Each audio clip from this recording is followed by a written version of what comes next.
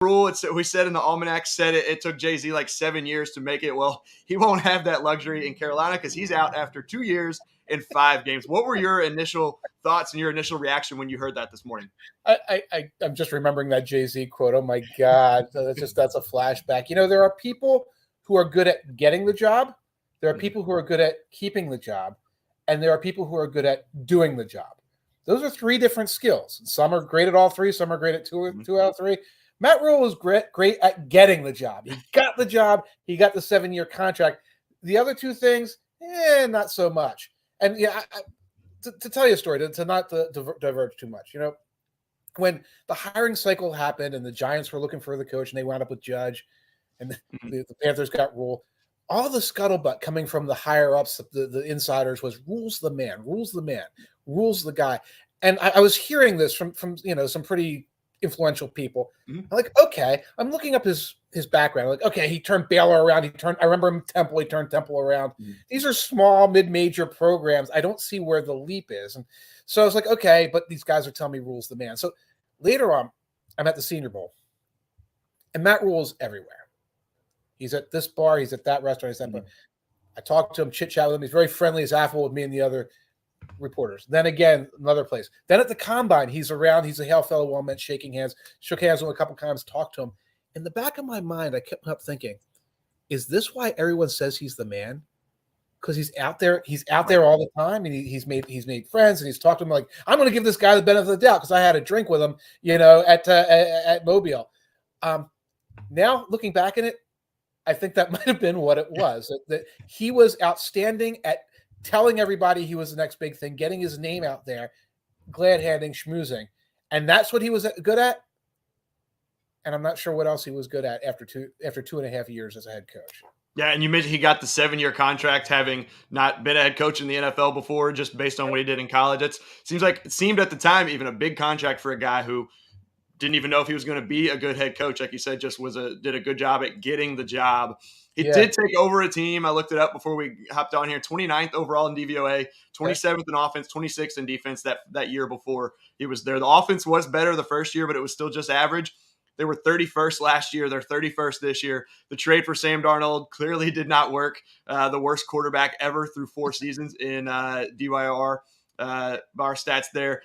Neither did the trade for Baker, but he also kind of messed up that whole Baker situation. Yes. They make the trade for him July 6th, I think it was, we said, and didn't really go about the QB competition the correct way, saying, hey, both these guys are going to compete. They both get first-team reps in the preseason. Like, Mayfield was acquired to be the man, and he didn't let him be the man until, a week before the regular season started, 2 weeks before, something like that. Right. Not that, Mayfield was the savior and the answer there. He really hasn't looked that good at all, but he went about that the wrong way, and just really nothing that they've done has been good. They started off really hot last year. We're like number 1 in DVOA defensively through 3 games, but they played nobodies, and then they came crashing down.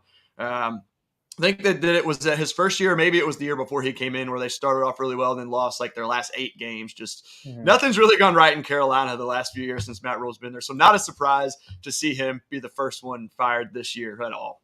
No, and Useful Title points out he fired Joe Brady. Joe Brady was coming in to unlock Sam Darnold, and there was friction early on. I don't think Brady was doing a phenomenal job, but there was friction. He gets fired. There's all kinds of stories coming out really over the last couple of weeks of the friction between the defensive assistants. When you watch that defense, it seems like guys aren't lined up where they could be used best. You see Brian Burns dropping into coverage. You see all kind of goofy stuff like that. Sounds like there was friction, and it was like who had Matt Rhule's ear? That was the person who made the decision. When you hear a lot of stuff like that, it's transcending like bad quarterback play, bad quarterback trades, bad decisions.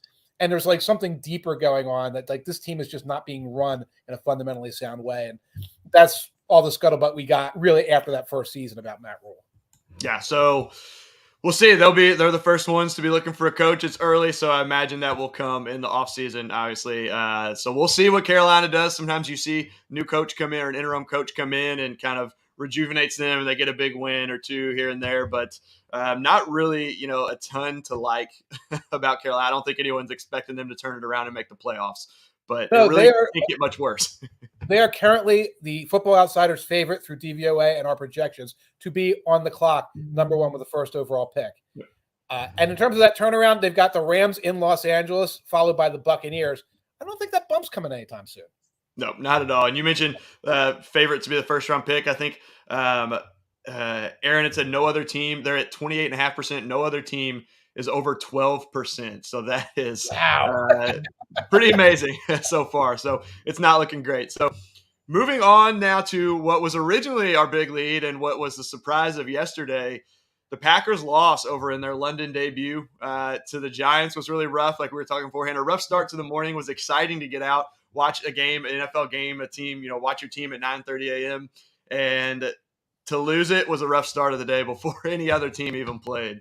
You were saying you went out with some of these soccer guys who 9 a.m. getting a couple drinks for a soccer guy in the United States of America. That's like what they do.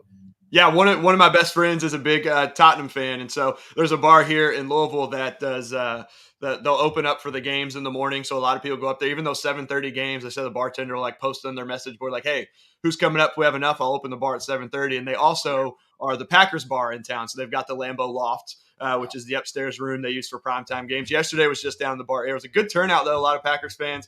I told you a lot of excitement in the beginning that turned into groan after groan after groan as the game went on. And I mean, we talk about, how worried we are about these teams sometimes. I mean, back-to-back overtime win and a loss against New England and then the Giants losing in regulation. The defense has really been concerning. They're dead last in late and close DVOA, which is second half and overtime within the games within 8 points. 29th in second half DVOA and then 23rd overall. Just a team or a unit that I really thought with all the picks that they have and the young guys, there's a ton of talent, would make that leap into elite territory. This year had showed some signs before, and they were a popular pick to do that as well. Has not gone well, but the offense really hasn't done a ton to help them at times. They struggled in the second half. So they scored 0 points yesterday against what was the 25th or what is the 25th ranked defense. They're 25th in the second half. The one thing I noticed, there was a lot of short passes from Rodgers. He missed a handful of deep throws. His average completion this year is 3.7 yards. Has never been below 5.3 since the tracking began in 2018. If I pulled that from Pro Football Reference. So their game is he's just not, doesn't have, Devontae to go deep. Romeo Doubs has the speed, but they weren't able to connect. And I was making the joke yesterday, he's out overthrowing these guys a little bit, missing throws. And the complaint from Rodgers is going to be, oh, well, the receiver needs to be faster there. They need to put in some work during the week to get faster. I used to play touch football with a guy who would overthrow everybody by 10 yards and be like, yeah, I overestimated your speed. Yeah. That's like, dude, don't turn your inability to play touch football quarterback into I'm fat and slow. Stop doing that. But you're right. And I haven't looked it up yet, but in terms of leverage situations, like we see Dobbs involved early. I know Watson's been in and out of the lineup injury-wise. If it's leverage time, if it's third and long, I mean, it's Lazard and Cobb and maybe Tanier. Yeah. Doesn't trust these other guys, doesn't look to them. They get either like the little first down RPO type thing or they'll take a shot, or they're the kid who gets overthrown. You can't sustain that. You can't sustain it because opponents are going to realize, okay, we know exactly where the ball's going to go on these downs. We can rotate our schemes. Yeah, and at the end of the day, though, looking at this too, still, kind of asked, how worried I was this morning kind of to talk about this. They are still just one game back of Minnesota. They're one game ahead of Chicago in the division. Detroit's down there with just one win. They're a game ahead of the field in the wild card. Right now, they have the 7th seed. Obviously, a lot of football left to play, but they're ahead of teams like the Rams, the Saints, and the Cardinals that I don't really have a ton of trust in. I've kind of been on the side of the Rams getting it together, but it looks like Cooper Kupp is the only guy on that team that Matt Stafford trusts. Speaking of trust there, that right, that's the ball.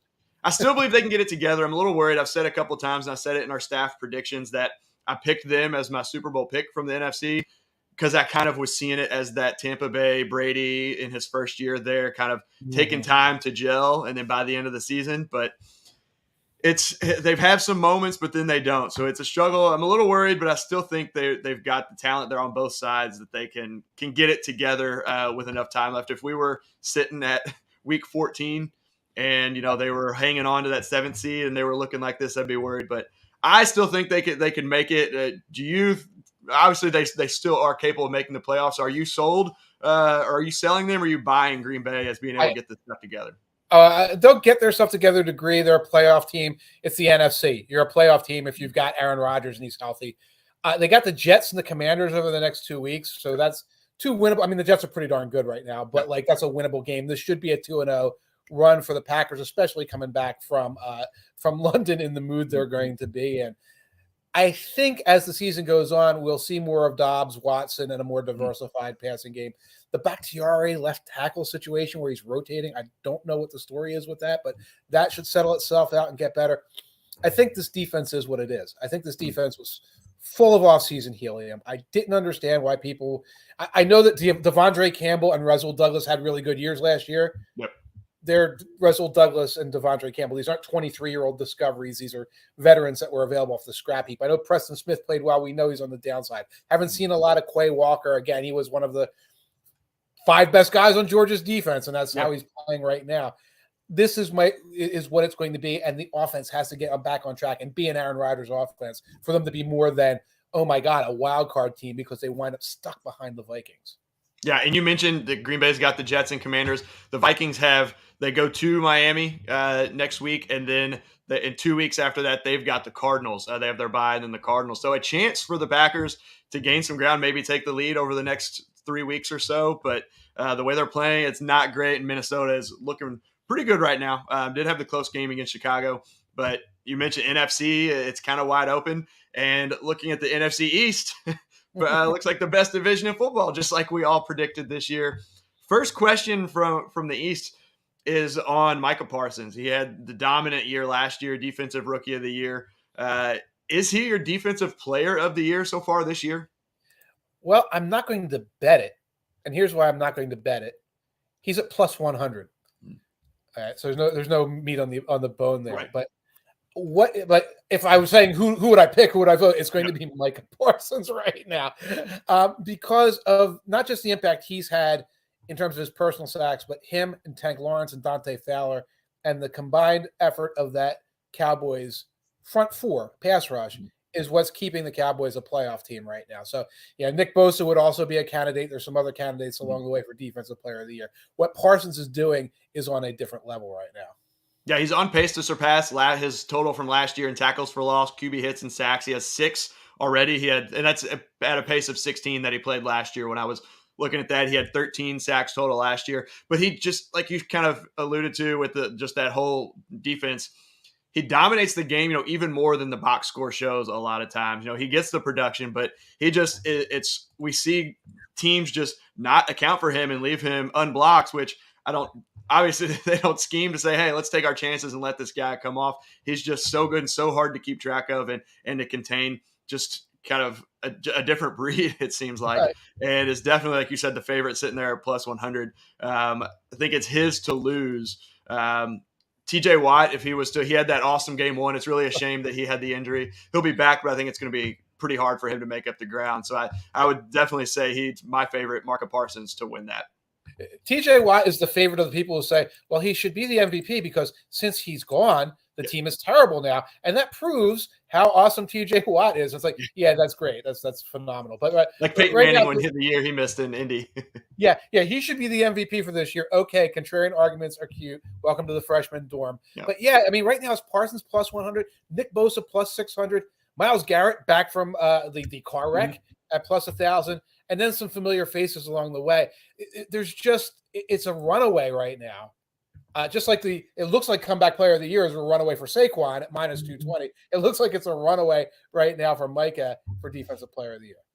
Yeah, absolutely. And useful title, talking about the NFC, says NFC Beast so far this season. It was just 2 years ago, I think we were calling the NFC Least. So it's been a big turnaround. Part of that is because what the Giants have done. Now, speaking of Coach of the Year awards, and Defensive Player of the Year, is Brian Daboll Coach of the Year so far? And how far do you think the Giants can go?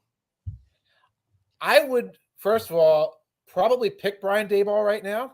Mm-hmm. And I would probably bet Brian Daboll at plus 600. Yep. He's behind Nick Sirianni at plus 150. I think if the Eagles have this phenomenal year, because it's Sirianni's second year, not his first, because so much of the story is Jalen Hurts and this team and everything else, I don't think that Sirianni is going to get a lot of action. Mm-hmm. I think Daboll wins the award if he gets to 9-8. If he gets to 9-8. And I think the Giants can get to 9-8, not because they're phenomenal. I believe they've come in at number 21 right now on DVOA. So they're working their way up the pack here.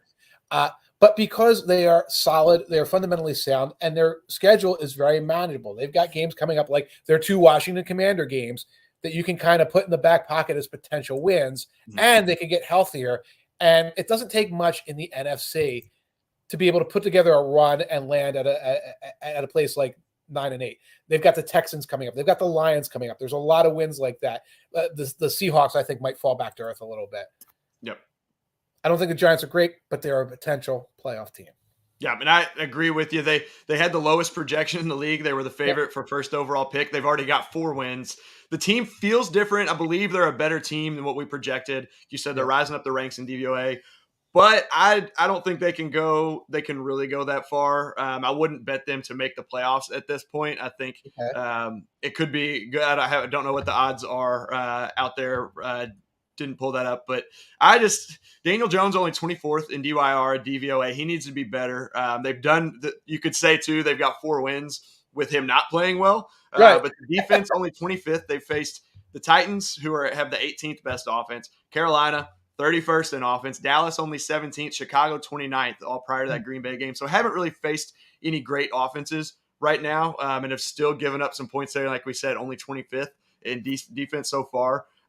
We will see, you mentioned some wins on the schedule, but the next few weeks they've got Baltimore at home, at Jacksonville, at Seattle, who could come down. It'll be a tough 3 weeks, but I think we can learn a lot. We've learned a lot so far. I think we can learn even more, especially Jacksonville had that bad loss on Sunday. But the next 3 weeks, I think, will tell us just how good they are. I think it can be. Yeah, and the thing is, you're right. They don't have the horses. Even if they get everybody back healthy, getting people back healthy is like Sterling Shepard and Kadarius Toney and all. It's not like they're going to get Tyreek Hill back and Deebo Samuel. But again, you look at the NFC and you look at teams like the Bears, they're not going to stick around. The Falcons are not going to stick around. Yeah. The Giants could just linger playing this particular brand of football. Also, CCX3 just asked a question that I hadn't thought about, and that is, does Ron Rivera last the season? Got a 1-4 Commanders team. They've got the Wentz factor, obviously, but they're playing poorly really in all 3 phases right now. And that's a question worth exploring. Yeah, Rivera's been there, what, 4 years, 4 years now, I think. Yeah, and haven't really, they've had like quarterback issues with injuries and stuff, but they haven't been great. Taylor Heineke had the big playoff game a few years ago that took the Bucs to the wire, but yeah, I mean, they're not impressing anybody. They're not really inspiring a lot of confidence, I don't think, moving forward. That is a really good question. Did you say you had the coaches to be fired odds, or was that just coach of the year? You said you would have. Coach of the year. My preferred sportsbook doesn't do the slightly ghoulish next guy fired odds. I respect that decision. Look, the guy who just got fired is walking away with $40 million in his pocket. I'm not gonna shed any tears for Matt Rhule, but they don't do that kind of odds. We don't have that there. It is the 4th season for Ron Rivera. You're right. He's never had a quarterback situation made sense. He had zombie Alex Smith, Tyler Heineke. Now he's got Wentz in there, some other issues along the way. I think he lasts the season, if for no other reason than there's been no track laid to replace him. Yep. Like usually when it comes time where a team is thinking about making a change, the Ben McAdoo appears. Like, oh, here's your new offensive coordinator. He's a guy who coached in the NFL for a couple of years. So if we have to fire you, he can get us to 8 games. None of that's been done. And of course, I respect Ron Rivera. We all respect Ron Rivera. At some point, this is the Commanders. This team is run by Dan Snyder. They don't care about respect. They're going to look at results. And like I said, that quarterback is a pretty notorious coach killer. And he has a way of evaporating the positive vibes and the esteem a coach builds up over the years. Yeah, and Wentz had the big week 1, and we were kind of all thinking, hey, is he gonna have a good year and keep them competitive? And then it's gone downhill from there. Right. By the way, CCX3 says Rivera's 5th entering the week behind Hackett. Hackett is now the favorite, I guess, with Rhule out. And then Cliff Kingsbury, who they just extended, so they're going to wait till the end of the year, and then Rick. Yeah, and then we see Jim here says, does the Washington organization need Rivera more to fill the competent professional, stick out front as the face of the franchise in the coaching role? Because we all know what a dumpster fire that franchise is. You mentioned Dan Snyder there, just really can't do anything right, won't do anything right.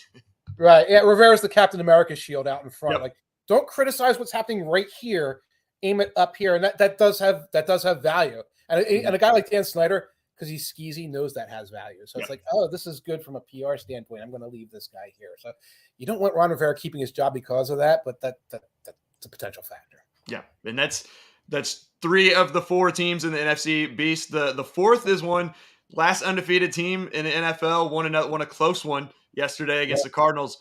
Do you think the Eagles are cooling off a bit, or was this just kind of a one-game thing? The Cardinals, we know, have the talent and the potential. Kyler Murray, we talked about in that game against the Raiders, can will you to a victory and do just about anything. Are you worried? Not necessarily worried. They're still undefeated. They look very good. But do you think they're cooling off a little bit from that hot start? Little bit of an opportunity there to expose some of the cracks in the team, to show that this defense is not necessarily unbeatable, that you can rack up yak against them, that you can obviously somebody like Murray can scramble them into submission the way Hurts can scramble some opponents into submission, and shows that the offense reverted a little bit to what it was last year for the Eagles, which was it's all wide receiver screens and scrambles. Mm-hmm. And that formula doesn't beat a good team. So if the Eagles are going to go back to, we're going to throw screen to Devontae, we're going to throw screen to Goddard, we're going to run Hurts, they can't beat the Cowboys like that. They've got to do more than that. Now, the thing about that is, that was 1 week. It still was a win, and it wasn't necessarily a demonstration that this is all they have left. So part of it is I chalk it up to, okay, you go unfamiliar foe, going across into Arizona, you come away with a win. You don't look phenomenal. That's fine. On the other hand, this definitely gave them some things to put on tape that they have to look at and say, we've got to be better to this to beat the better teams in the NFL. Yeah, and the offensive DVOA has declined each week of each of the last 3 weeks, but they've been top 11 in the league all 3 weeks. The defense has been top half of the league all 3 weeks. They were first last week in that game against Jacksonville, fifth in week 3. I don't think there's any reason for concern. I don't really think anyone is worried about them. We know it's the NFL. Things happen. They're not most likely not going to go undefeated. I was trying to find the tweet I saw before we jumped on here that had all the odds listed, I think, for the rest of their games, say who will be the first team to beat them, because they've got the Cowboys at home coming up on Sunday night, but then they've got the Steelers at the Texans, Washington at home at the Colts, and then Green Bay at home. If it's not the Cowboys, I don't know. I would say Green Bay obviously could do it. We saw the Colts beat the Chiefs in Indy, and they will be in Indy. That's potentially. But there's not a lot of really great teams on that list that you would want to bet on to beat them. And then even after the Packers, the Titans, the Giants, the Bears, then the Cowboys again. Like that. And we talked about they had the easiest projected schedule, I believe, this year, right? They had the easiest schedule, and you're seeing that. You're seeing that now, especially when a team like the Cardinals that had a middle of the pack projection turned out to not be a very good team. So you're seeing that the Eagles can reap those dividends. I have Eagles fan friends who would have been like, man, we should have lost against the Cardinals because then we come in roaring against the Cowboys, because everything's storyline and drama. Well, this is the best of both worlds. You got the win, but you still didn't play well enough, so you're still going to come out roaring against the Cowboys the following week. Yeah, my bet there, I think if I was going to make one, would be on the Packers. Let me say if they get past the Cowboys this Sunday, I would wait to see that. But speaking of that, kind of just pops up the question: do you think the Cowboys are going to bring Dak back? Do you think they would bring him back at 80% versus 100% because of this game against the Eagles Sunday night, or are you expecting Cooper Rush to be out there again and try and end the Eagles' undefeated season? I said, I don't think Dak's at 80%. I think he's at closer to 90, 95%. And I think they're going to rock the drama all week. And Jerry Jones is going to be so proud that he can be part of the guy keeping the secret. And he's going to say all kind of things on his radio show. But I have a feeling it's going to be Dak Prescott. I feel he's ready. And I get the impression it was a little bit of a Cooper Rush wake-up call against the Rams, as well as the rest of the team played. It was very obvious that he was up on the behind the wheel on his dad's lap going like this, and Micah Parsons and Tank Lawrence are pushing the car for them. So I have a feeling we're going to see Dak, and I don't think they would rush Dak back at this point, but I don't think it's a matter of rushing. Yeah, and we've seen how good the defense is, and getting Dak back in there would make that offense. Cooper Rush obviously undefeated, but the offense hasn't been great in terms of DVOA this year with him. So would be a big boost, and would be huge to see him being that game time decision up until 90 minutes before kickoff, and when they expected him and planned for him to play all week. But you could definitely see that happening. I mean, teams do it to try and get a competitive advantage. I don't know how well that actually works, how much of an advantage you actually get, because you imagine the Eagles, professional organization, a good team, good coaches, they're going to be prepared for anything and probably prepare for Dak as well. So be interesting to see. But yeah, the Eagles have a pretty good schedule coming up. So going to be a big one though Sunday night, one of the biggest division rivalries there is. So absolutely be really exciting. Moving on, before we get to next week, we do have one more game this week. Monday Night Football, Las Vegas Raiders, 7.5-point underdogs at Kansas City. It's got a 52-point total. We came back down to earth last week on Monday night. Didn't get a whole lot. I think Brandon Ayuk fell one reception or a half reception short of getting his props. Jeff Wilson, I don't think, got a single target. I think we hit one or two of the ones that we gave out, but we hit Cooper Kupp, and it was I think the number was 251 on Matt Stafford, and he came in at 254. Oh, so, that's right. There was a play. It was like their second to last play. He almost got sacked, held onto it, got a 4 or 5 yard completion that he was 1 yard shy. And then the very next play, they just ran the ball to run out the clock. And I stayed up just to watch the end of that. And I was like, are you kidding me? And the thing is, I don't hate losing on a prop that demonstrates proof of process. Mm-hmm. Like the idea is say, well, we should go under on Matthew Stafford. And like everything about that game said going under was the right idea, but then you lose by 4 yards on the final play. It demonstrates you're on the right track. Being on the right track makes you money in the long run. It makes lose you money in the short run, but it makes you money in the long run. Yeah, absolutely. And if they would have passed the ball again on that last play, I would have been all right. But the fact that they weren't going to win, they were conceding and just wanted to throw a pass. Maybe they had eyes on that total and wanted to get Matthew Stafford over. Sean McVay maybe had a big payday. That's what he's all about. I love it. But to this game, Raiders-Chiefs. The Chiefs are 7-1 against the Raiders since Mahomes became the starter. They've won all but one by 7+, 5 of 7 by three scores, averaging over 37 points, scored 40+, and half of them just have completely dominated. This is our lowest confidence spread pick of the week by our model. Again, you can get access to those with an FL Plus subscription. We also have picks straight up and picks on totals now. But it's our lowest confidence, but I'm going with the Chiefs -7. I had them -7. 7.5 obviously is big from 7 to 7.5. But the Chiefs, I think they've dominated the Raiders. I don't see them really being able to keep maybe score some points, but it's not going to be a close game, I don't think. What are you thinking going into tonight? You know, I was thinking about saying, yeah, but this is a different Raiders team. But then I realized, are they?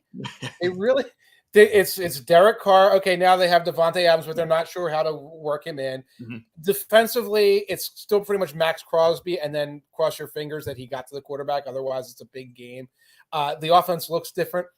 So I would lean towards the Chiefs because, again, everything you said, they dominate in this series. If I'm worried about the Chiefs' ability to defeat themselves, which I'm not, but if I was getting scared of that, I would not take the Raiders +7 because I think if the Chiefs win, they're just going to dominate this game from start to finish. If the Chiefs mess up, it's going to be because they're tripping over themselves and muffing punts and 4th and 1 doing the quintuple reverse instead of just going for it, etc. So I would lean Chiefs, but if you like the Raiders, consider the money line at +275 and go for we're going to win outright. We're going to shock you and get all that juice instead of getting 7 points you probably won't use. Yeah, and they shocked them 2 years ago. I think early in the season they came out won like a 40-32 or something like that, and ended up getting absolutely smoked in the second game. But one of those two is Travis Kelce moving on to some of the props here, averaging 7 for 101 on 9.5 targets in all those 8 games. Scored a touchdown in 4 of 8. He was held scoreless last year in 2 games against the Raiders, but they're only 22nd against tight ends this year. His line, when we were doing the betting show last week, when I was doing that with Tom Strachan on Thursday, the lines for Monday Night Football, the props weren't out yet, but Kelce comes in today, 72.5 yards. I like the over there. The consensus is 73.5. I think I would take that too. FanDuel had 72.5 last I took. The anytime touchdown is -160. So really not a lot there. But when I looked at kind of pivoting, take a chance on first touchdown at +500 if you're wanting to get a little risky there and I don't like that -160 for anytime touchdown. But would take a chance on the first touchdown at +500. And then going with Kelce, I'm going to go with Mahomes too. He's averaging over 318 passing yards against the Raiders. The consensus on this one is 279.5. Now, he hasn't thrown for more than 262 since week 1 against Arizona. Nobody's thrown for more than 279.5 against Las Vegas. I think Herbert got right at 279, but they're only 24th against the pass. So I would lean to taking Mahomes, or I think he gets to 300 in this one just because of the nature of the way their games go. That seems like they put up a ton of points against them. Mahomes just has dominated them, like we said. So that's another one that I like there. And then I think you mentioned Devontae Adams. The Chiefs they're 31st against wide receiver ones this season, only 20th against the pass overall. I was looking at the yardage and receptions here. I think I would go with the receptions, like the yards as well, but over 6.5. The Chiefs allowed 8 receptions to Mike Evans last week, Michael Pittman Jr. the week before, Mike Williams as a wide receiver 1 in that Thursday game. Adams had 9 last week, only 5 and 2 those 2 weeks prior. But in a game, you expect them to feature him and get him the ball as much as you can. Was reading an article earlier, like anytime they are able to scheme and get a single coverage on Devontae, like Derek Carr is just going to find a way to get him the ball. So I think that in a game tonight where I expect them to have to throw the ball a ton, Adams has the 10th most targets this year, 13 and 10 the last 2 weeks. And then Adams anytime touchdown is plus 105. So that's a little more palatable there. The Chiefs have allowed 10 passing touchdowns, which is tied for 4th most. Those other teams, though, have played 5 games. The Chiefs were tied for most heading into week 5. So I think Devontae Adams is just going to be a big part tonight. They're gonna just try and force him the ball. What's the over for Devontae Adams? It's 8.5 is the number? 6.5 receptions. Oh, 6.5. I'll go over that. Over that. You're exactly right, because they're going to scheme up opportunities. That's not what they did last week, where he was having a hard time getting open against Surtain, was playing a heck of a game. And they just schemed up. Like, you're going to go in motion, you're going to catch a hitch, and we're going to get you that ball. And I love the Travis Kelce one as well. They're going to be covering Travis Kelce with, like, Divine Diablo, who I believe is one of the characters from the Sandman miniseries on Netflix. Divine Diablo. I've seen this young man. He should be an edge rusher. They seem to think he's a safety. There's going to be opportunities all over the field for Travis Kelce. So, especially the yardage one. I love that for Kelce. I think when I was doing an underdog, speaking of, again, guys out there that are watching, don't forget you can get a free $100 deposit match up to $100 using promo code Outsiders. One of the other ones, I think I had 4 in there. I was going to try and go 5, but Derek Carr, they have his pass attempts at 38.5. I think he's hit that in 3 or 4 this year, or very close to it in 3 or 4. I think they're going to have to throw the ball. Sometimes the underdog ones are a little bit higher than you see on like FanDuel. Like I think Kelce was at like 80.5 yards maybe instead of 72.5. But still, those are good ones. And those are kind of the ones I was leaning was the Mahomes, Devontae Adams, Kelce, and then Carr's pass attempts over. And you mentioned Patrick Surtain as well, that matchup last week. We had a really good article. I forget who wrote it. Eric Klassen, which wrote an article about how he's the best cornerback in the game right now and was actually tweeted out by the Denver Broncos, which was really cool to see them getting some of that work featured with the teams. And we had one with DeAndre Swift a few weeks ago where he led the league in DYR, I think, for a week, and they quote tweeted the graphic. So really cool to see, again, some of those stats and articles you all can get with an FO Plus subscription. A lot of teams taking notice, and obviously we're very trusted in the industry. So really cool to see those kind of things picked up on by the NFL teams. But that covers Monday Night Football. We're going to move into some of our own awards that we do, our winners of the week. We stuck with losers of the week this week as well, but we'll start with winner of the week. Mike, I'll let you. I've been talking a lot here the last few minutes with the Monday Night Football. So I'm going to take a break and let you talk about your winner of the week from week 5. I forget who I picked. I remember who I picked. I picked 2 people. First of all, the much maligned, often made fun of at Football Outsiders, Taysom Hill. Running back / wide receiver / tight end / quarterback / kick returner / personal protector / kick gunner / ticket taker / head coach and general manager of the New Orleans Saints. Taysom Hill was back in his wildcat role with Andy Dalton at quarterback, scored 2 touchdowns rushing, kind of took over the game, just running quarterback power from the wildcat power plays from a direct snap. Also threw a touchdown pass against the Seahawks. And like, that's what you know if you look at the line score. If you remember the play where the punter, Michael Dixon of the Seahawks, runs what looks like a fake, but wasn't a fake, but just sort of runs sideways for a while and forgets to punt, and then just runs forward and gets tackled and fumbles. Taysom Hill recovers that fumble. Taysom Hill is out there gunning on the kicks, making plays like that. returning kickoffs. He had a fumble on a returned kickoff, but they're out of guys. He was out there doing it and playing quarterback probably better than Andy Dalton and Jameis Winston. So we love making fun of him, but man, he really he's the reason that the Saints are now 2-3 and why they beat the Seahawks yesterday. And I've got a second one, and this is left tackle for the Los Angeles Chargers rookie Jamari Sailor. So the Chargers lost Rashawn Slater a couple weeks ago. Looked like they're in deep trouble. Their typical backup was Storm Norton, who left tackle, right tackle. He's kind of a turnstile. Really hasn't been an effective player at either position for a couple of years now. They took Sailor, who was starting at guard, moved him to left tackle as a rookie. I think he's a third, fourth, fifth round pick. Move him to left tackle, put Zion Johnson, their first round pick, at guard. And Sailor had a phenomenal couple of games here.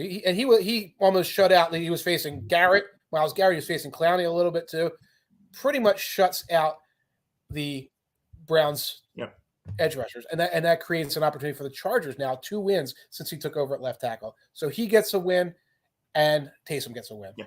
Taysom Hill, you mentioned, he actually had 3 rushing touchdowns in addition to that passing touchdown. Was a big winner for a lot of people in daily fantasy. Saw him in some lineups there, just kind of a cheat code at tight end. We've got just football guy extraordinaire Taysom Hill, and I believe he was the one they ran the 4th and 2.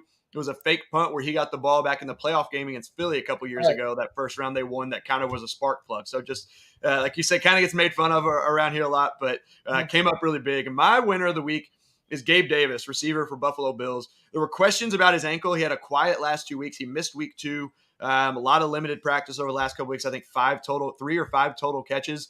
Logged some full practices this week, and he came out and started that game off with a bang. The Bills, fumbled the opening kickoff, ended up with the ball at their own 2, got to 3rd and 10 at their own 2, and took it 98-yard catch and run on the first drive for a touchdown. Only had 3 catches, but made the most of them with that 98-yarder, and then had that 62-yard touchdown catch where I thought the defender had the ball, and at the replay it looked like he did, and Gabe Davis just wrestled the ball away from him as they were running with it for a couple steps or backing up. So he had a big game. Unfortunately, actually went against my gut and benched him in fantasy, thinking Drake London was going to have a big game and just get forced the ball. Still won without it, though. So 30 points on the bench and still win in the home league. So I wasn't too mad when I checked my score and saw still got the win. But yeah, Gabe Davis also winner of the week this week. So switching over to the other side, the bad side, loser of the week.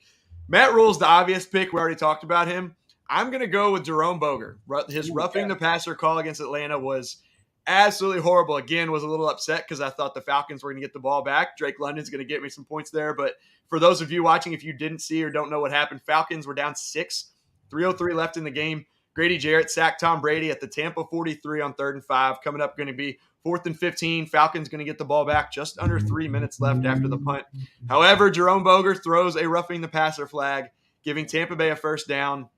The Buccaneers subsequently run out the clock with another first down just before the 2-minute warning. Falcons did have a chance to stop him again, but Boger said that Jarrett unnecessarily threw him to the ground. And if you watched it, everyone watching knew it was a bogus call. It was a football play. Wrapped him up and just kind of, as he was going down, kind of swung this way and threw him to the ground. And I read the article on ESPN today saying some of the coach, Todd Bowles, and those guys saying, after the Tua thing, a lot you think that maybe they're looking out for that a little bit more, and you got to know they're going to make those calls. But that was just an ugly one. Like I said, everyone that I saw on Twitter, all over social media, everywhere thought that was a bad call. So got to do better on that. Really could have changed the outcome of the game. I don't expect the Falcons would have driven down the field to score, but you'd like to see them get the chance at least. So really rough one there. That's my loser of the week for week 5. How about you? Yeah, that was an absolutely rough call. I've not seen anything positive about it, and that's unusual.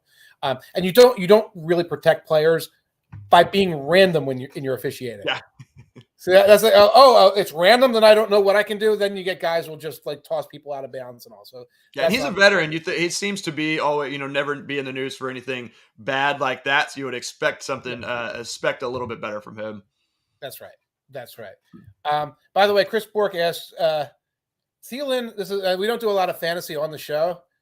Thielen for B-Rob and Tony. Are you talking about Brian Robinson, Chris Bork? Yeah. I'll ask you that, and we can come back to that question. My loser of the week, Dan Campbell. If Dan Campbell is the tough guy, culture-changing coach that that he claims to be, then you win with a third string against a third string quarterback. Like, this is the opportunity to go out and get the easy win that a team in year 2 of its program that got all kind of buzz early in the season because of their close losses and like one win against the Commanders.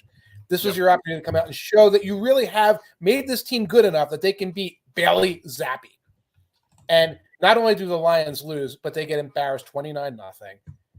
They make horrendous decisions on 4th down, not just the play calls and not getting them, but 4th and 9, you cannot justify to me that was some kind of great analytical decision to run out there and throw a pass on 4th and 9 with the 6-0, trailing 6-0. And it's just sort of underscored the lie. Dan Campbell, he's charming. We love the shtick. He's a wonderful character, but he's really demonstrating that this is who he is as a head coach. Yeah, and gonna go back to the fantasy question there too. You're talking about Adam Thielen's been pretty involved. I've been high on the Minnesota Vikings offense all year. Kadarius Toney been injured. I think he was out again. I wasn't really high on him coming into the year, and a lot of people were, but just can't really stay healthy, it seems.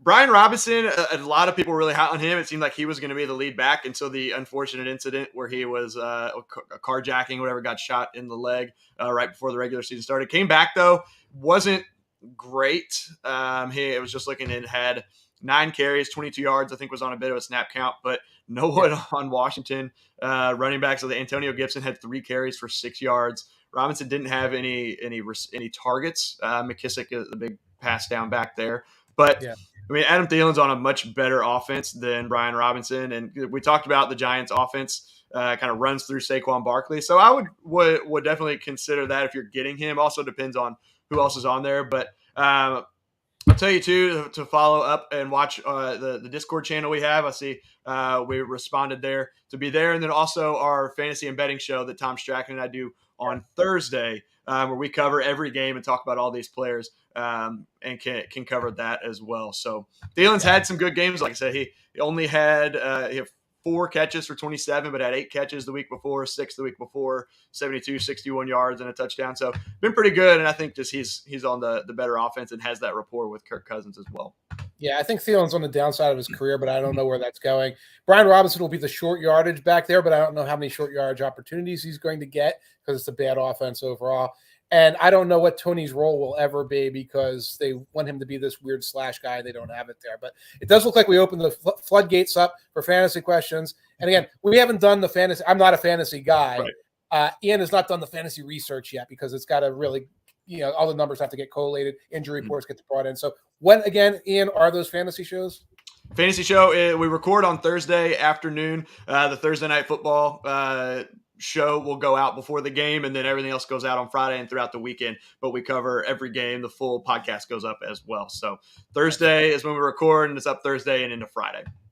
That's nice. And that's with Tom Strachan, right? Tom Strachan. So be on the lookout for that. He also has a DFS article that goes out on Thursday morning, Wednesday night or Thursday morning, I believe. Some of the best plays if you're into DFS as well. So a lot of good stuff there. But we'll now move into the coaching decisions, the best and the worst that we cover each week. Starting with the best, Mike, I'll let you go ahead and take the stage for this one. What was your best coaching decision this week? Okay, 49ers are leading, I believe it was 16-7 or 16-10. In the third quarter, 4th and 2, somewhere in Panthers territory. They decide to go for it. It's around the 43-yard line. I can't find my notes right now. Yep. Carolina 43, I just got, I believe, right here. Beautiful. Carolina 43-yard line, 4th and 2. They don't convert. They make the play, they don't convert, but they get the flag. They get a pass interference flag. It's obviously a situation where the defender comes up and kind of roughs the he's there too early, roughs the receiver in a short pass along the right sideline. That continues the drive. There's so much. I was on radio and there's so much 4th down talk right now. Everything's 4th down talk. We're talking about Staley. I don't want to talk about Staley. We're talking about Campbell. I already talked about Campbell. The Ravens, my head will explode. But on that one, this is a great example of you've got a little bit of win probability breathing room as it is because you've got this lead and you're looking to sort of dagger the Panthers. Do it and take this opportunity. And that's what the 49ers did. And we always forget that the flag is a legitimate way of getting that first down. Yeah. Okay, that's a common way of getting the first down. There's a lot of different, on a passing play in particular, defensive holding. roughing the passer. You don't want that, but sometimes it happens. These are ways you can get that first down, and that's what the 49ers did. Yeah, and mine is a similar. The team lost, and it's actually someone that we just talked about earlier, kind of in a little bit of a negative light, asking if he's going to make it through the season. But Ron Rivera, Washington had 4th and 1 at their own 20. They're down 4 with 3:55 left in the fourth. He chose to go for it. Now, he could have punted in this situation. I think a lot of coaches do. Still had 2 timeouts plus a 2-minute warning. They just forced Tennessee into punting the last 2 possessions, and 4 of the 5 second-half possessions. They had a touchdown drive, but punted on the first 2, went touchdown, and punted 2 more times. But Tennessee did convert a 4th and 2 on the Washington 42 on the first punt drive, or the 2 drives prior. So had to believe that Vrabel, if given the opportunity, was going to go for it to just close the game out, run out the clock. Rivera being fairly aggressive, he's kind of had his moments, but having that mindset himself, which is how that kind of stuff can help you. Not only you choosing to go for it, but if you're use the stuff on defense, knowing the other coach is going to go for it, you can prepare for that defensively. But here, him saying, hey, if they're in a similar situation, he's probably going to go for it again. We might not touch the ball again. We've got to take a chance and go for it. So this was a big decision. Ended up being, I think, the 4th best of the weekend, or top 3. At 8.2%. They converted, got 2 yards, obviously did not win the game, but was a big decision, enabled them to keep the ball and keep on going. So give Ron Rivera his credit where it's due. And you said, known as Riverboat Ron, over the last few years, we've kind of said the nickname, his actions didn't really fit the nickname anymore, but he does have his moments, and this was a good one from him. We'll switch over to the worst coaching decisions. Yours came from the last game of the weekend, I believe, right? Yeah, and a lot of people watching it were dumbfounded as the Bengals move all the way in the short scoring position, get the ball down to the goal line, and then run the worst Philly special I've ever seen, except if like Joe Judge ever tried to come up with one. They run this like double reverse play in which Burrow takes the ball and just starts jogging to the right and pitches it to Jamar Chase to start this, double reverse thing where they're going to pitch it to Boyd, and Boyd's going to try to throw it to Burrow. But, Burrow is already running like he's going to go run a route. So all the defenders on the left side of the Ravens formation are like, ooh, trick play. And they just sort of stay put. So by the time Boyd gets the ball, he's like, my quarterback's not open. The dude in the back of the end zone is not open. No one's fooled. And Marcus Peters just storms up and wallops him. Then they get back down to the goal line again. I think they got another play in between. And they run a shovel pass that's just so poorly timed and poorly conceived. Remember, this is an offensive line that you can't necessarily count on. They're getting beaten inside a lot. They're getting beaten off the snap count a lot. So by the time Burrow's trying to throw this shovel pass, there's already defenders surrounding his target. He's just like, and he kind of heave-hos it, and it just falls incomplete. And that sequence of plays, like, can we just use Joe Mixon? Can we just use Jamar Chase? I mean, La'el Collins isn't having a phenomenal year, but if you run directly behind La'el Collins and he goes straight forward in a straight line, you're probably going to get a yard. You have a lot of things you can do here. 2 little gadgety noodle plays by Zach Taylor cost the Bengals the game. Yeah, and that ended up being on a 4th down. We agreed with the decision to go for it, but a lot of times we don't necessarily agree with the play calling. Like you said, a lot of times that can work where you get creative and get cute with a play where they don't see it coming. But your chances are better typically with using your workhorse like Joe Mixon, who did have his struggles at the goal line last week. I think he had like 6 goal line attempts, only scored once. But you've just got so many weapons there to not get the ball in their hands sometimes is pretty questionable. Right. And like the teams like the Chiefs run this shovel a lot. They run it well. Mm-hmm. There's probably fine. I don't remember the Bengals running the shovel pass before. So it didn't look like they had a high degree of confidence in the play. So you run your best plays at the goal line there. And those were not their best plays. Those were a couple of plays where like, hey, here's something we dreamed up in midweek. Let's go give them a shot. And 2 of them in succession cost them the game. Yeah, and the Chiefs, you mentioned a lot of times when they run that, it is with Travis Kelce, who we know knows how to get in the end zone. This one, the play-by-play, I didn't see that play, actually. I didn't see a lot of the night game, but play-by-play says it was Stanley Morgan, who that was his first target of the year. So really smart play there. I was like trying in my head, like, who was that? That wasn't Hurst. That wasn't Asi. Like, who was it? Was Stanley. It was not Stanley Morgan Jr. That's not a thing, but Stanley Morgan, the guy who's been hanging around the bench. brilliant. That's the guy. That's your bell cow at the goal line. So great thinking, Zach Taylor. Yeah, I saw S. Morgan. I'm like, I'm not familiar with this name either. And I'm looking and then clicked on, one target. But my worst decision is two guys as well. You had two winners, Nathaniel Hackett and Matt LaFleur, for very similar situations. So we try not to remember that Thursday night game, but potentially the worst game ever. Absolutely ugly. But Denver needed 1 yard in overtime. It's 4th and 1 at the Indy 5. Russ's pass falls incomplete in the end zone to end the game. They ran it on 3rd and 2, only got 1 yard.